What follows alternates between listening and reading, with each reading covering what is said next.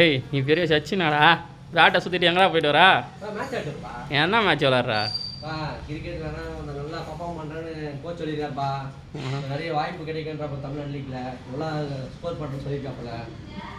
ஏய் நம்மளாலாம் உள்ளே போக முடியாதுடா பைத்திக்கிறா இப்படி சொல்லி சொல்லியே தான் பண்ணி எனக்கு கெட்டு விடுற நீ. ஆமாம் கெடுக்கிறாங்கடா அவனை. உன் கோச் என்ன யாவது சொன்னா உன் கோச் எங்கடா அவன் யாரா கூட்டு வா போவானு. அவரு சொன்னால் புரியாது போ உனக்கு. எனக்கு புரியாதா சரி சொல்லு புரியுற மாதிரி சொல்லு.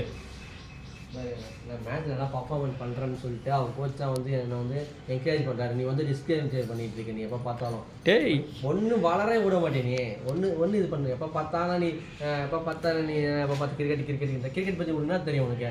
என்னடா தெரியாது கிரிக்கெட்டை பற்றி. என்ன சரி தமிழ்நாடு எத்தனை பேர் இந்தியா டீமில் செலக்ட் ஆகிட்டாங்க. அது ஓகே எனக்கு புரியுது.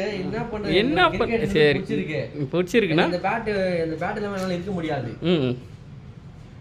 பேட்டு பால் ஸ்டெம்ப் இல்லாமல் என்னால் இருக்கவே முடியாது. இந்த பேட்டு தான் எனக்கு உயிர். அட பைத்தியக்கார அவங்க கூட பச்சை பசங்கன்னா நல்லா வேலைக்கு போயிட்டு கல்யாணம் பண்ணிட்டாங்க. நீ என்ன இந்த பேட்டை பிடிச்சிட்டு அழுத்துட்டு இருக்க. வாழ்க்கை இதில் முடிஞ்சிடும்டா. இந்தமாரி பூமார் அங்கிள் மாதிரி பேசியிருக்காதுப்பா. ஒன்று ஒரு இதில் இருக்கணும் நம்ம வளர்ந்து வரணும்னா அதுக்கு வந்து முயற்சி எடுக்கணும் நம்ம. டேய் நீ வளர்ந்துன்னா இந்த ஏரியா விட்டே உன்னால் வளர முடியாதுடா. எங்கடா ரஞ்சியில் போக போகிற நீ.